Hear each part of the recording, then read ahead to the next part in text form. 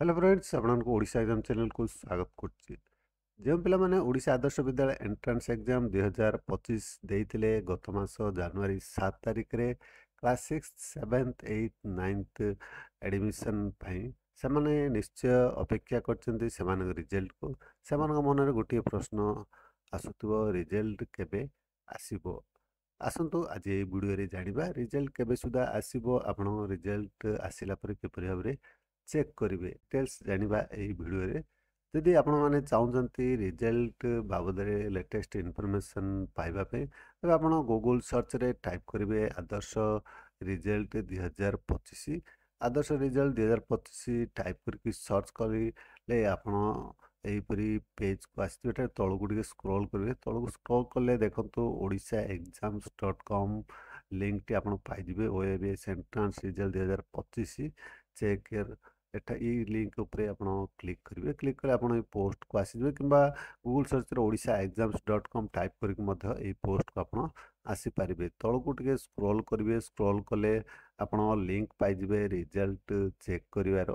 ଯେତେବେଳେ ବି result available ହେବ ଆପଣ ଏହି ଲିଙ୍କରୁ ଆପଣ ଚେକ୍ କରିପାରିବେ, କିମ୍ବା ଆପଣ BSc ଓଡ଼ିଶା ଅଫିସିଆଲ୍ ୱେବସାଇଟ୍କୁ ମଧ୍ୟ ଭିଜିଟ୍ କରି ଆପଣ ରିଜଲ୍ଟ ଚେକ୍ କରିପାରିବେ। ଆସନ୍ତୁ ଜାଣିବା ରିଜଲ୍ଟ କେବେ ସୁଦ୍ଧା ଆପଣଙ୍କର ଆସିବାର ସମ୍ଭାବନା ରହିଛି।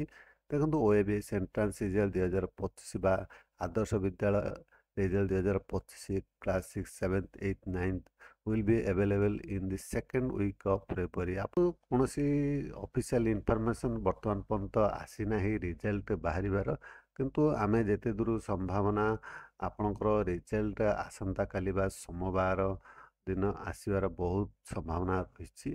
ଯଦି ବି କୌଣସି ଇନଫର୍ମେସନ୍ ଆସେ ମୁଁ ଆପଣଙ୍କୁ ଭିଡ଼ିଓ କରି ଜଣେଇବି। ଆପଣ ଚ୍ୟାନେଲକୁ ସବସ୍କ୍ରାଇବ୍ କରିକି ରଖିଥାନ୍ତୁ।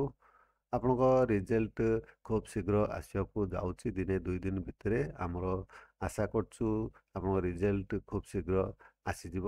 ଆପଣ ନିଶ୍ଚୟ ଭଲ ସ୍କୋର କରିଥିବେ। ଯେତେବେଳେ ବି ରିଜଲ୍ଟ ଆସିବ ମୁଁ ଆପଣଙ୍କୁ ଭିଡ଼ିଓ କରିକି ଜଣେଇବି। ଏପରି ଭାବରେ ଜାଣିପାରିଲେ ଆପଣଙ୍କ ରିଜଲ୍ଟ କେବେ ସୁଦ୍ଧା ଆସିବାର ସମ୍ଭାବନା ରହିଛି, ଆପଣ ରିଜଲ୍ଟ କିପରି ଭାବରେ ଚେକ୍ କରିପାରିବେ। ଆଶା କରୁଛି ଭିଡ଼ିଓଟା ଆପଣଙ୍କୁ ନିଶ୍ଚୟ ଭଲ ଲାଗିଥିବ। ସାଙ୍ଗସାଥିମାନଙ୍କୁ ସେୟାର କରିବା ଭୁଲିବେନି। ଆପଣ ମୋ ଭିଡ଼ିଓ ଦେଖୁଥିବାରୁ ବହୁତ ବହୁତ ଧନ୍ୟବାଦ।